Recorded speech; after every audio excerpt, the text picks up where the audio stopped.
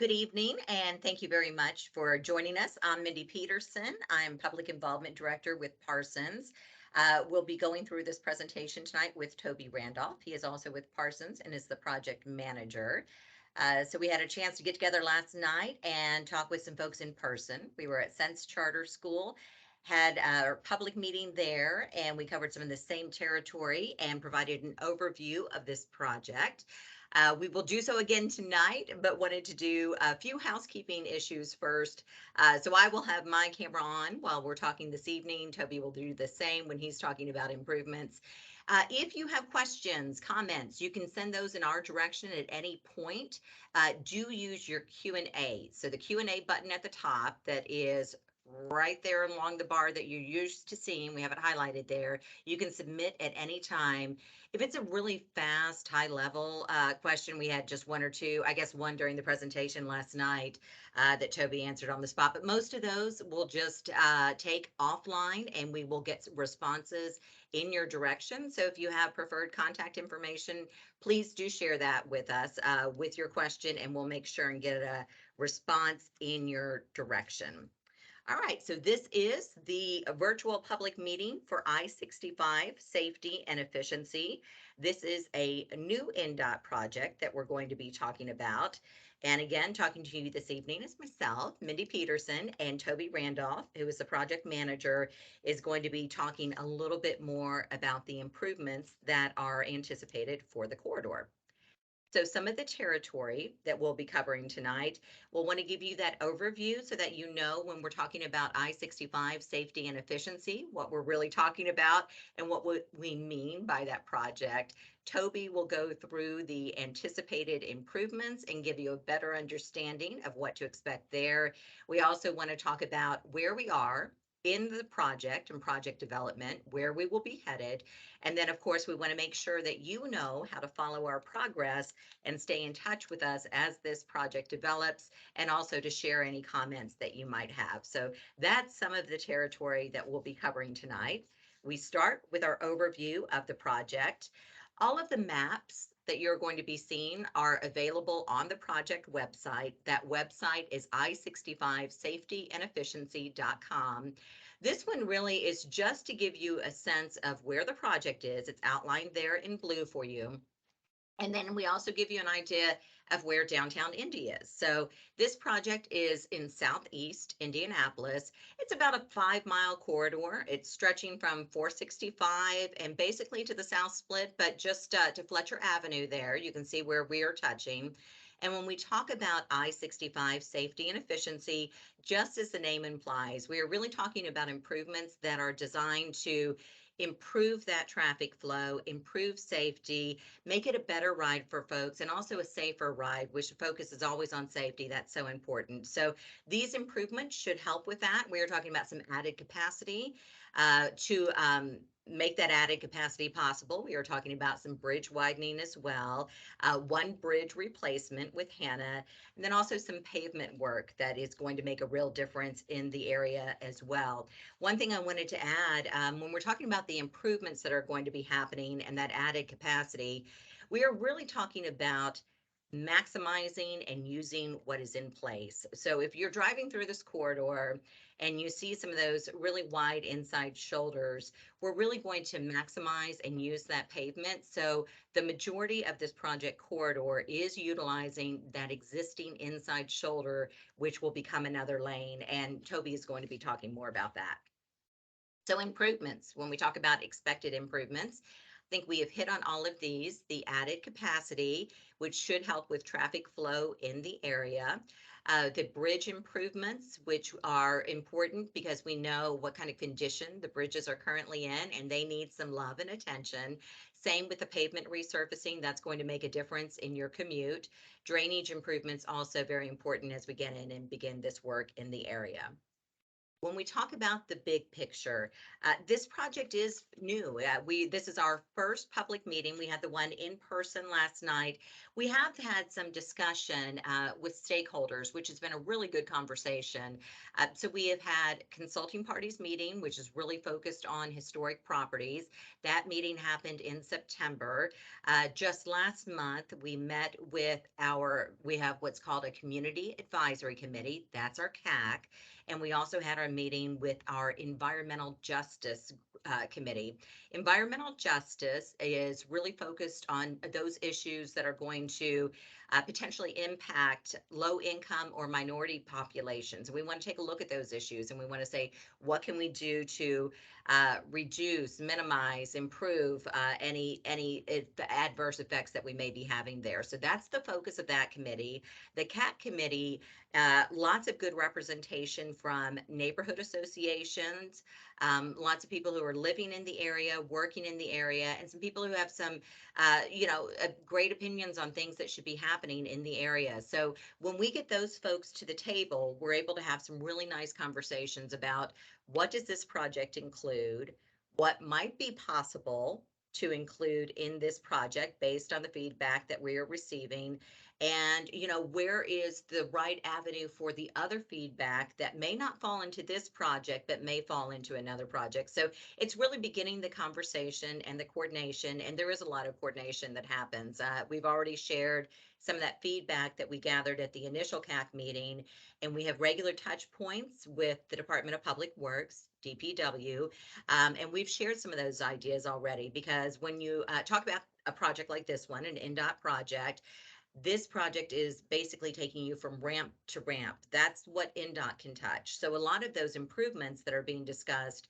would fall outside of this project, but there certainly is coordination at play. So we're also working on that coordination, and we have regular touch points there. A couple of other things that are important to add. Most of this project is happening within existing right-of-way. We were, as I said, at Sense Charter School last night. And Kate, who works at the school, very nice and helping to get us to host the meeting there, had told us when we had our CAC meeting that she had several parents at the school who were concerned about their homes, and they thought that this project may impact their homes or they might wind up losing their homes. No, that no homes, no businesses are going to be lost with this project. So most of it is happening within existing right of way. There are some very small strips of right of way near Hannah where that bridge replacement is going to need a little more room and a little more space. Pretty small strips of right of way there, and some of that right of way is even temporary just as we work on the project. So no big impacts on that front. Also, how you are accessing I-65 today, the ramps that you're using to get on and off the interstate, that access will not be changing with this project. And we also want to let you know that during construction, this is important, 2 lanes of traffic will be staying open in each direction. We're not shutting down I-65 at any point for this project. So we will keep at least 2 lanes in each direction moving throughout construction during those peak periods. So where are we? We are currently in the environmental analysis process. That's very important. We'll talk a little bit more about that later on, and the draft environmental document that we are working on. And then we will have a public hearing and formal comment period. We have a timeline that we'll be bringing up that will show you information on that front.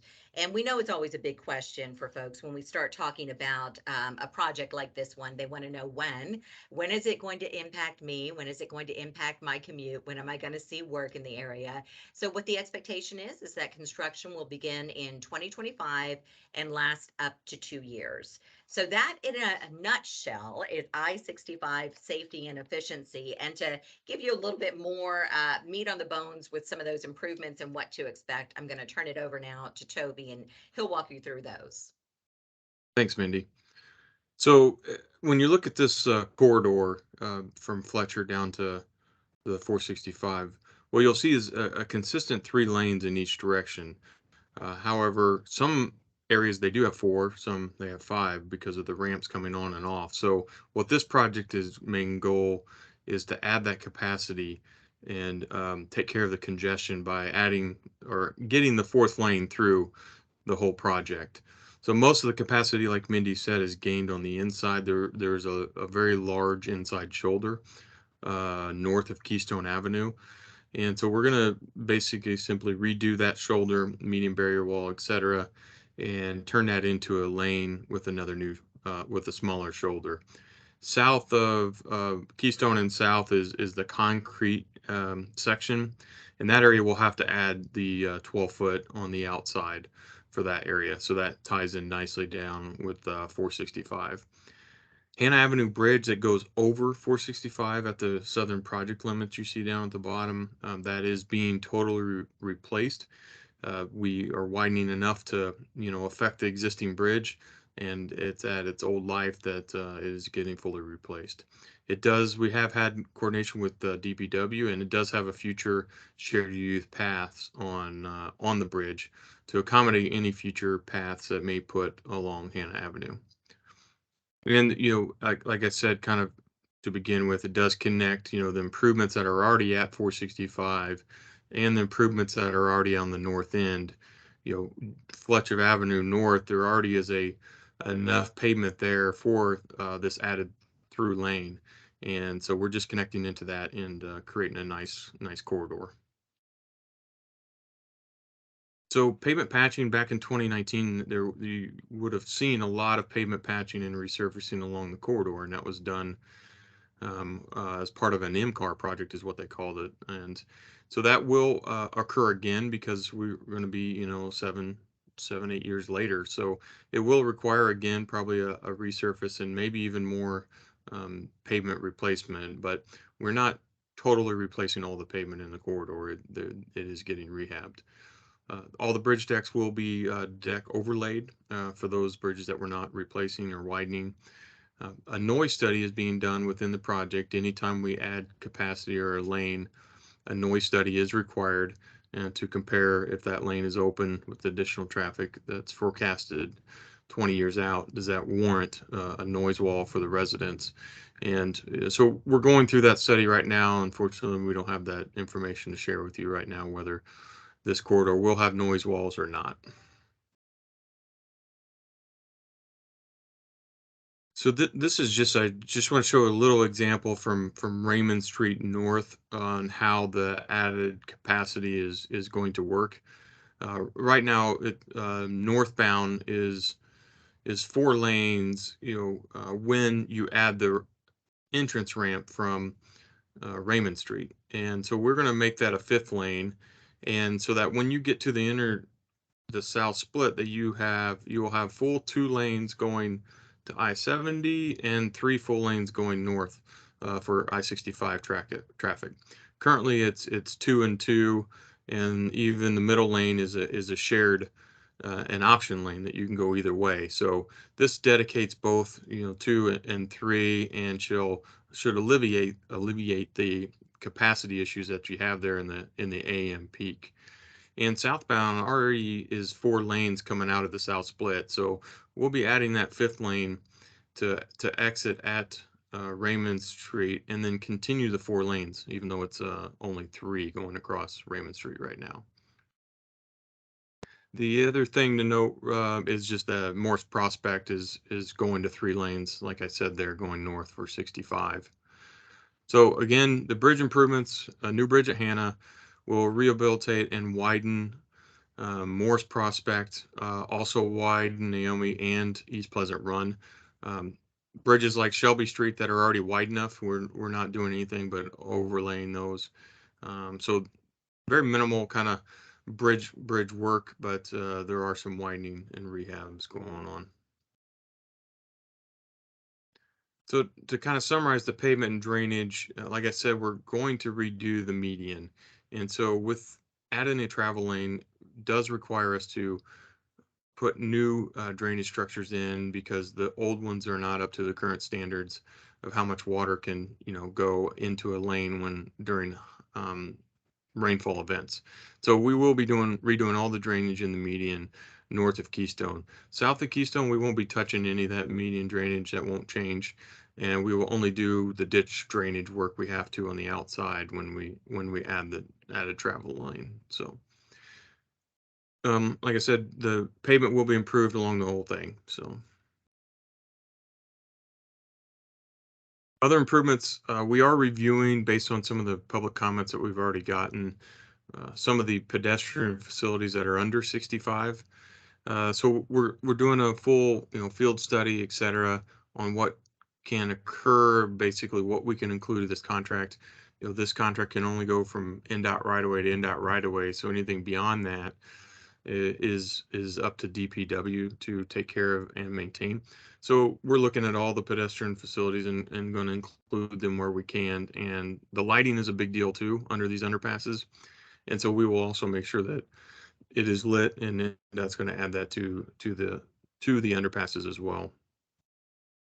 Like I said, Department of Public Works will need to be coordinated for anything beyond that, and we will have maintenance of traffic. So when a bridge is being worked on and the pedestrian facilities is being updated, we will provide a MOT detour, a maintenance of traffic or maintenance of pedestrian detour, so that they have a place to go during construction. So I'll let Mindy take the next steps. Great.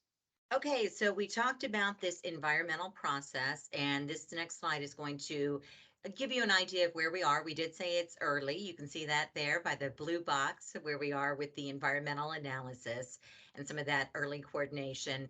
The draft environmental document, that is expected next fall. And when we have that draft environmental document, we will have a public hearing at that time. We'll also have a formal comment period. So the formal comment period will provide an extended amount of time for comments to be received. We'll have that can happen in a number of channels. That can happen by writing. That can happen in person at the public hearing. It can happen by email. So we will have a comment period that we'll make sure that everybody is aware of next fall. That public hearing also a little bit different than the public meeting that we had last night. People will have an opportunity to sign up and speak. They will have 2 or 3 minutes, whatever it might be, to share their thoughts and comments on the project, on the draft environmental document. Then we'll take all of those comments that we receive during the comment period, and we will respond to those comments in the final environmental document. We are expecting this contract will let in early 2025, and that construction would begin likely that spring. If you take a look here at this table, that red line that goes across the entire bottom there, you see that public involvement is always a part of this process and informing it. As Toby said, we added that one slide on the improvements and some of the things that the project team is already looking at with the connectivity and the bridges and lighting and what's available there now and sidewalks. Those are all things that the project team went out and started taking another look at after we had the first consulting parties meeting and after we had our CAC meeting, and we started receiving some of these comments. So those are things that we certainly do take the feedback. We share it with the entire project team. It's a point of discussion. We figure out what we can do. So those conversations will be continuing. So we don't have public meetings all the time, but we always do have comment channels that are available to you. So we'll be touching on those as well. So this timeline on the next slide shows you where we are. We've talked about this in the process, and you can see that we will be ending with construction, the anticipated start of that around spring 2025. And then when you're following our progress and staying in touch with us, we want to make sure you have the right channels to do so. If you have not checked it out yet, I-65 Safety and Efficiency is our website. It doesn't have a ton of information that you're going to get bogged down in, but hopefully it's going to be a good resource and have enough information that it will answer some of these questions that you have. There is a pretty good list of FAQs on there already. So if it's a question that you're having, hopefully we'll already have an answer that is provided to you there. I know Toby touched on NDOT's noise policy, and that is a question that folks sometimes have. What's that policy? When we're talking about if the noise barriers are reasonable and feasible, what does that mean? So we have, it's a pretty long document, but we link to it directly on our website in FAQs. So if you go to the question about possible noise barriers and what's part of this project, we're going to link you directly to NDOT's website, so you don't have to go looking for additional information, and you'll be able to review that policy and take a look at that. All of the maps, as we said, that we talked about today are all on the website as well. This recording of this presentation will be available. So if you had people that you talked to and you said, hey, I hopped on that call and I learned a little bit more about this project, and they're like, ah, I missed it and I missed the public meeting this week. Well, we'll have a recording of this meeting. It's going to be posted on the project website. We'll also have the presentation from the public meeting posted. All of the maps are there as well. All of the display boards that we had in person last night with us, there will be a link there, and we also had a handout that was available that will be posted on the website. And we're also in the process of translating that handout to Spanish language, and that will be posted as well. So it's truly a one-stop shop for information on the project. When you're there on the website, I would strongly encourage you, if you do have interest in this project, sign up for those project updates. Very quick to do so. You'll see a spot where you can sign up for updates by email if you want to do so. Only takes really a minute or two. And then when we hit any project milestones, when we're getting ready to reach out to the public, when there is significant news to share, you'll be getting that information right to your inbox. If you prefer to receive a short text and a link from us, you can do that right now. You can just text NDOT I-65 SNE. You see the number right there on your screen. It's 468-311. That information is on the website as well, but that will help you stay informed and make sure that you're getting all of the project news and information. Also, social media. If you're a social media person, give us a follow, like us, follow us, and that's another great way to get information on this project. So that's going to be a little bit more frequent touch point, and we'll share some information that, for example, we talked with some individuals, project team members who were at the public meeting last night, had some conversations with them. We'll be posting some short videos there. It'll just give you a little more information on the project. So if you're interested in this, I do encourage you to follow us on both Facebook and Twitter. And then as far as that two-way conversation and getting comments back to us, we do use NDOT for You for our comment channels. That serves us very, very well. They have a great system in place. They are tracking all of those comments. They are getting all of those comments directly to the project team. They're making sure that questions are responded to and that they are getting the right answers. So that is the right comment channel there, whether it's website, phone, or email that you're using. Do take advantage of NDOT for You, but I would encourage you, if you're reaching out with any comments or questions, do reference this project by name, I-65 Safety and Efficiency. That will help you out and help ensure that all of your questions and comments are getting to the appropriate folks. And that really is our presentation tonight. That's an overview of where we are. As I said, all of the meeting materials will be available on the website. If you have any questions, comments that you want to share with us this evening through the Q&A function, please do so, and we will get an answer in your direction. And if you have questions that come to you after the fact, just use those NDOT for You channels, and that's a great way to stay in touch with us throughout the project. So I thank you very much for taking the time this evening to join us, and thank you for your interest in the project. And hopefully we'll see you the next time we get together and have a meeting. But I appreciate your time and interest. Have a good evening.